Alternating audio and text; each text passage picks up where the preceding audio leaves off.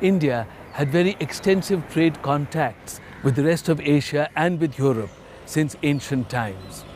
There are numerous records of this interaction. In the 1st century, Pliny the Elder writes in Rome that Roman coffers are being emptied for buying far too many fine textiles from India. Merchants from Rome, Syria and Egypt used to travel often to South India. There is literary evidence that foreign merchants learnt Indian languages, just as some of the South Indians had a mastery of Aramaic, the ancient language of the Bible. Over the centuries, these contacts continued and grew. In the 1st century AD, St. Thomas brought Christianity to India for the first time, to Kerala.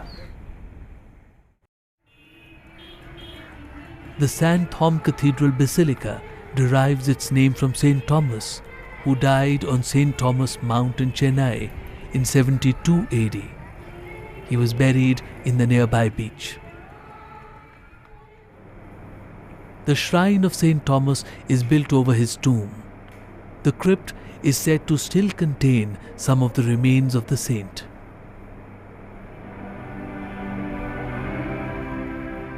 A church was built here in 1606 by the Portuguese. It was rebuilt with the status of a cathedral by the British in 1893.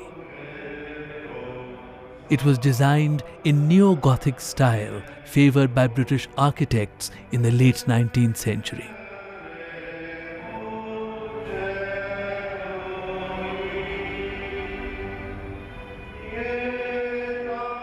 In 1956, Pope Pius XII raised the church to the status of a minor basilica. In 2006, it was declared a national shrine by the Catholic Bishops' Conference of India.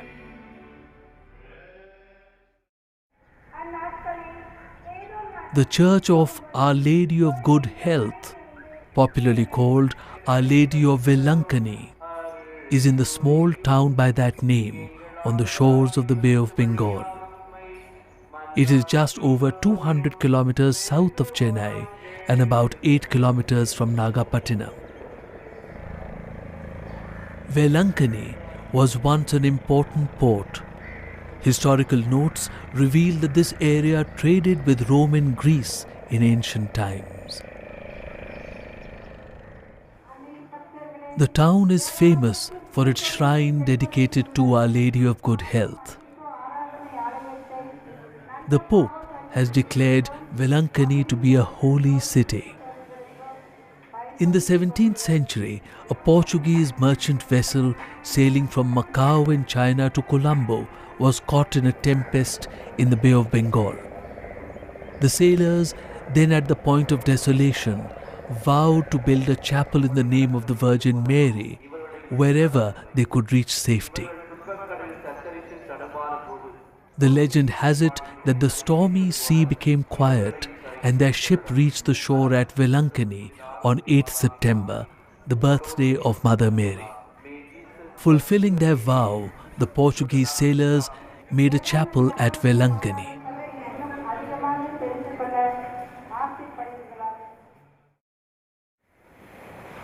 Since ancient times, besides the contacts with the Christian world, India had considerable trade with Arabs.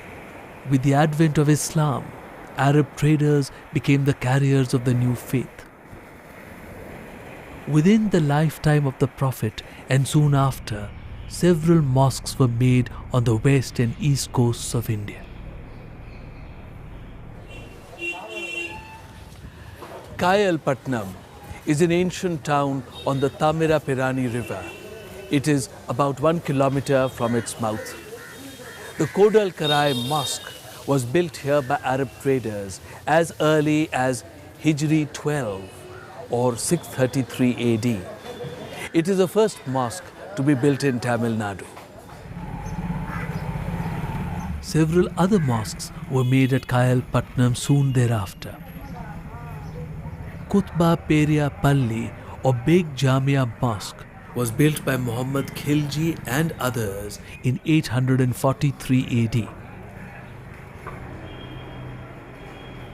A batch of Muslim settlers from Arabia came in 1284 under the leadership of Sultan Jamaluddin, who was a descendant of the Prophet Muhammad. The Sultan's descendants are still living in Kayalpatnam.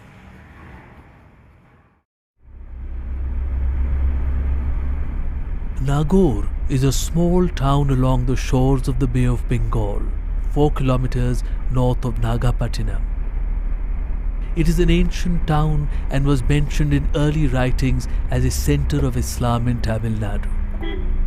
Here stands one of the grandest dargahs in all of India.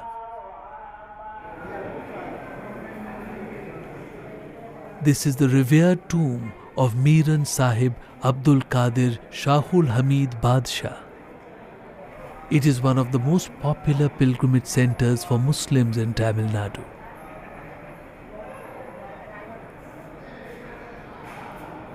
Devotion to the saint cuts across religious barriers, and the dargah draws worshippers from all faiths.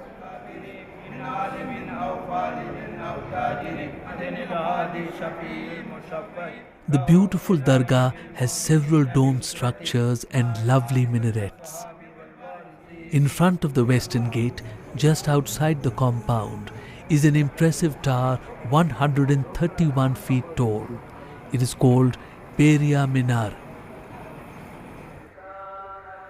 Nagaur Dargah literature tells that the Tanjavur king Pratap Singh built Periya Minar around 1760 AD, about 200 years after the death of Miran Sahib. Inside the compound, a silver-domed building houses 3 tombs. The doors of these chambers are made of silver. Inside lie the mortal remains of Miran Sahib, his son Sayyid Muhammad Yusuf, and his daughter-in-law Sayyida Sultana Bivi. The Nagaur shrine displays a meeting of cultures, both in its architecture and its rituals. Lamps are lit here, just like in Tamil temples.